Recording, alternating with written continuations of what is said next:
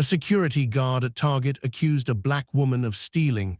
Police arrived and handcuffed her in front of a crowd. She kept saying, "Check the cameras, I didn't steal anything." But nobody listened. What they didn't know. She was Dr. Sarah Johnson, a federal judge. And the man who accused her, he had a history of racial profiling that Target had ignored for months. In the next 30 minutes, that security guard would lose his job, Target would face a lawsuit, and the entire incident would spark a national conversation about racial profiling.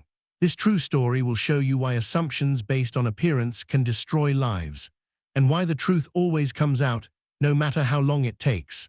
Before we dive into this powerful story of injustice and justice, hit that like button and subscribe so you don't miss more real stories about people fighting back against discrimination. Drop a comment telling us where you're watching from. Now let's see what really happened. Sarah Johnson was 42 years old. She grew up in a poor neighborhood in Detroit. Her parents worked multiple jobs to keep food on the table. But they always told Sarah, "Education is your way out. Study hard, make something of yourself." Sarah listened. She got scholarships, worked through college and law school, and became a lawyer. After 15 years of dedicated service, she was appointed as a federal judge. She was one of only a few black female federal judges in the entire state. Despite her success, Sarah never forgot her roots. She still shopped at regular stores. She still dressed casually on weekends. She believed in being approachable, not putting on airs just because of her position. On this Saturday afternoon, Sarah was just trying to buy some groceries and household items at her local Target. Derek Morrison was 35 years old. He'd been working as a security guard at this Target for 3 years. He had a problem that many people had noticed, but few had reported. He followed black customers more than white customers. Other employees had seen it. Derek would watch black shoppers closely, following them through the aisles, standing near them at checkout.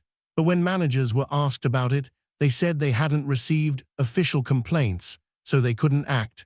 The truth was, Derek had received sensitivity training twice, but nothing changed. He believed he was just doing his job and preventing theft. He didn't see his own bias, or maybe he did, and he didn't care. Linda Chen was the Target store manager. She'd been in retail management for 12 years. Linda tried to run a good store, but she had a weakness. She trusted her security team too much. When Derek said someone was stealing, Linda believed him without question. She had a policy. Support your employees, ask questions later. It was meant to boost morale, but it also meant that when Derek made accusations, Linda didn't investigate first. She called the police first. It was 3 p.m. on a Saturday. The Target was crowded with weekend shoppers, families with children, elderly couples, teenagers, the usual weekend crowd. Sarah walked in wearing jeans, a sweatshirt, and sneakers. Her hair was in a simple ponytail. She looked like any other casual shopper. She grabbed a cart and started shopping.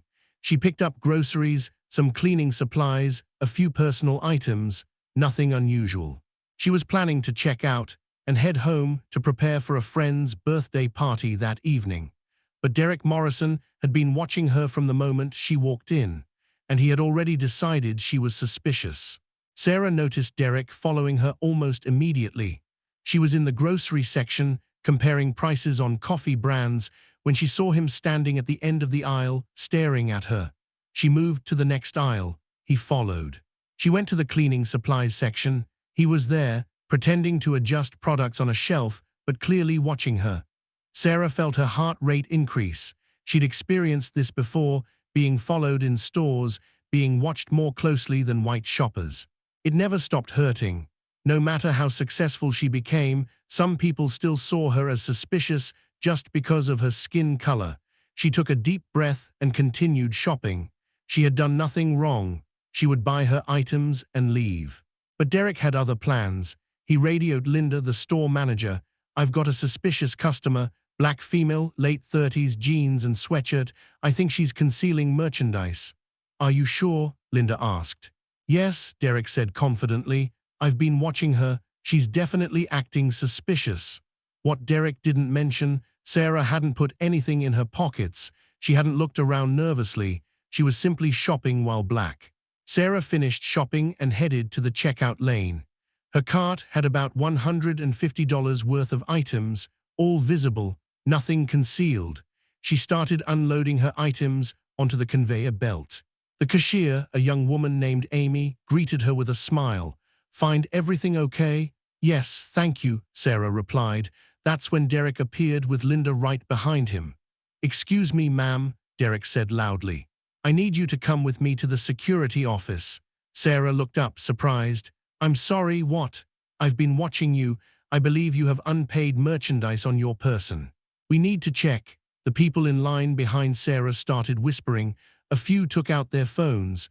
Sarah felt her face grow hot with embarrassment and anger. "I don't have any unpaid merchandise," Sarah said calmly. "Everything I'm purchasing is right here in my cart, and I haven't even paid yet." "Ma'am, I'm going to need you to come with me," Derek repeated, his voice harder now. Linda stepped forward. "Ma'am, our security guard believes you may have concealed items. If you cooperate, we can resolve this quickly." Sarah looked at the growing crowd. She knew this situation could escalate quickly. She also knew her rights. "I'm happy to cooperate, but I want to be clear. I have not stolen anything. You can check your security cameras. I have not concealed any merchandise." "The cameras are being reviewed," Derek lied. He hadn't actually checked the cameras. He just knew she'd stolen something. "If you don't cooperate, I'm calling the police," Linda said. "Call them," Sarah said. She was angry now, but she kept her voice steady. "I want the police here. I want this on record, because I have done absolutely nothing wrong." Linda pulled out her phone and called 911. "We have a suspected shoplifter at Target on Maple Street. She's refusing to cooperate with security." Within 5 minutes, 2 police officers arrived, Officer Davis and Officer Martinez. Derek immediately approached them. "She's been acting suspicious since she came in. I believe she has concealed merchandise. She's refusing to let me search her." Officer Davis looked at Sarah. "Ma'am, do you have any items on you that you haven't paid for?" "No," Sarah said clearly. "I have not stolen anything. Everything I intended to purchase is in that cart. I haven't paid yet because they stopped me before I could check out." "Can we check your pockets and bag?" Officer Martinez asked. "Yes," Sarah said. "But I want it on record that I'm consenting to this search, and I am stating clearly that I have stolen nothing." Officer Martinez searched Sarah's purse, nothing but her wallet, keys, and phone. He asked her to empty her pockets. She did. "A tissue and a hair tie, that's all. She could have ditched the items when she saw me watching her," Derek insisted.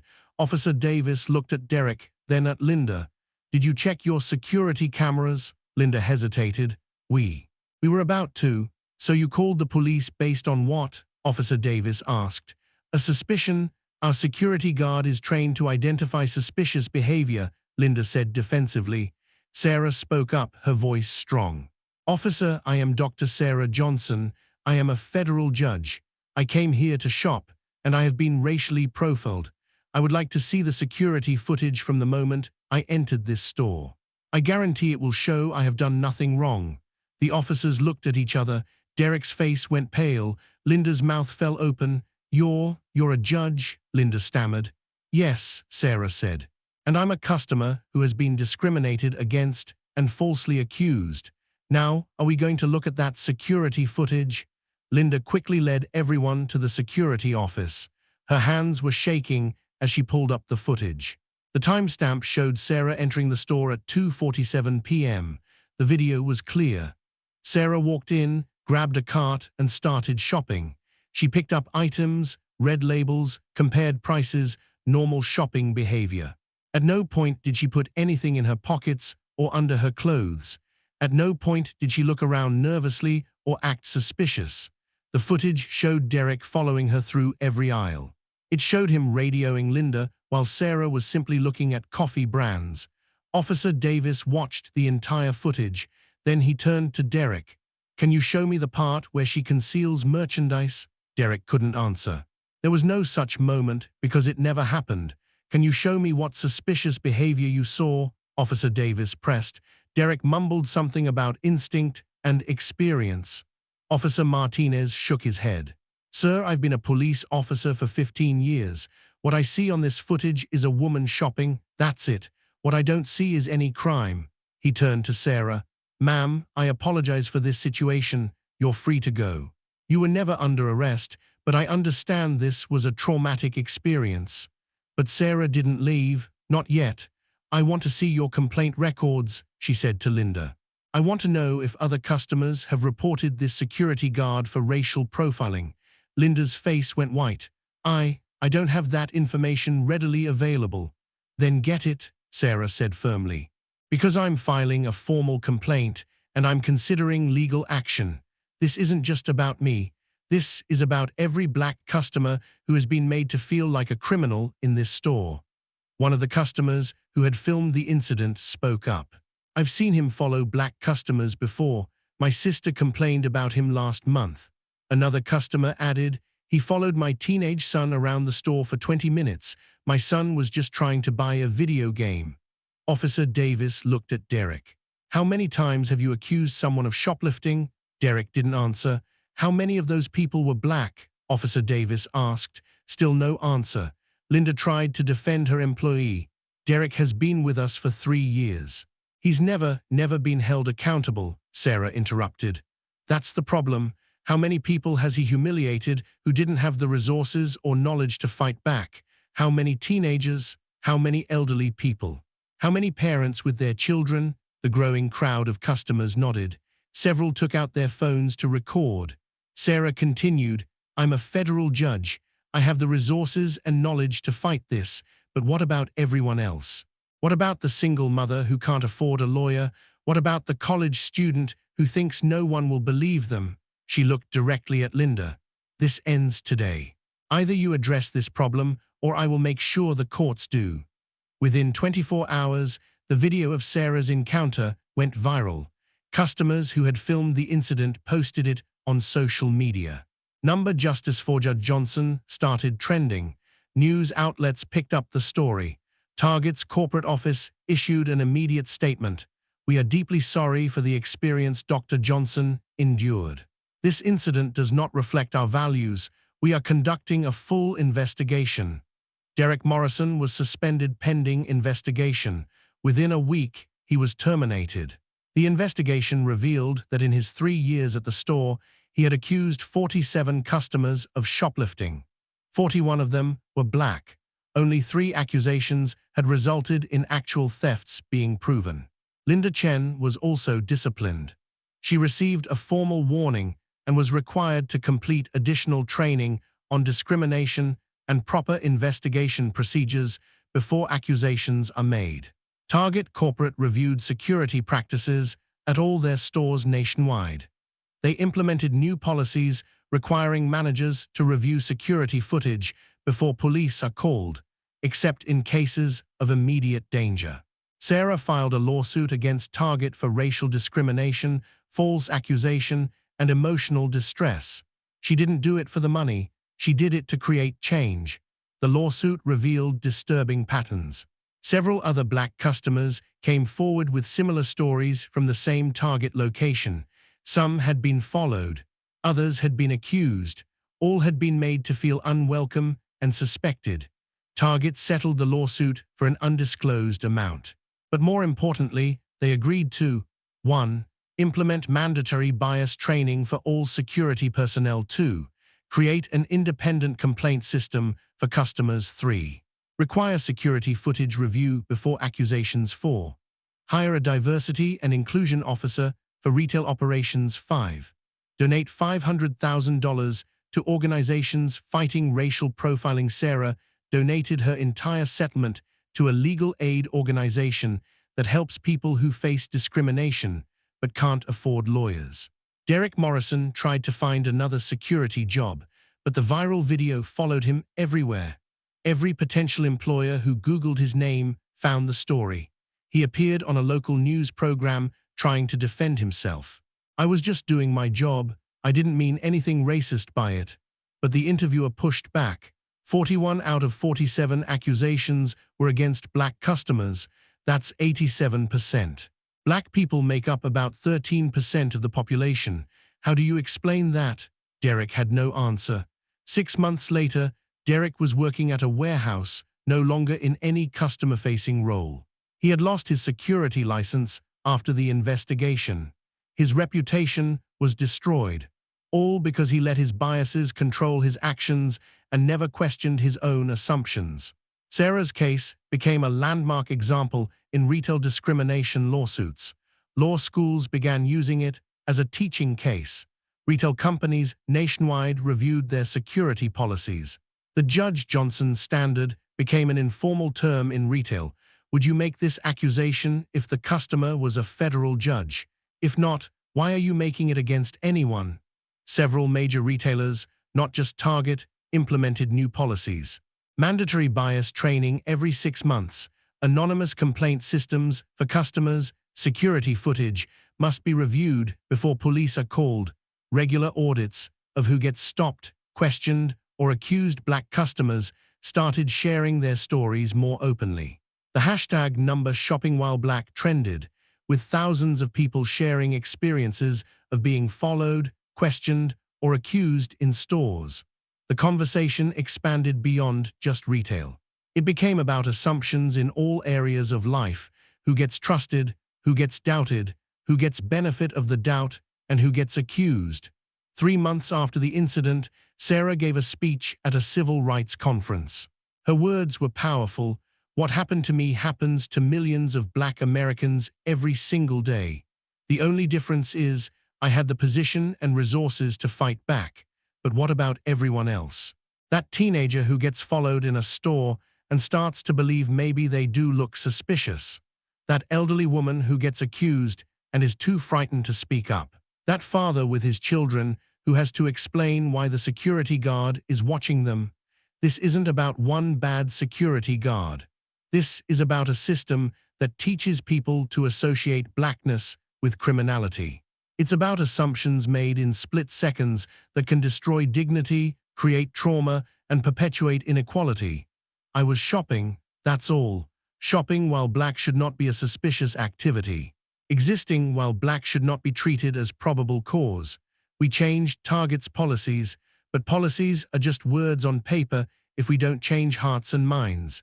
Everyone watching this needs to ask themselves, what assumptions do I make? Who do I trust automatically? Who do I doubt automatically? And why? Sarah's daughter, Emma, who was 12 at the time, asked her mother a heartbreaking question.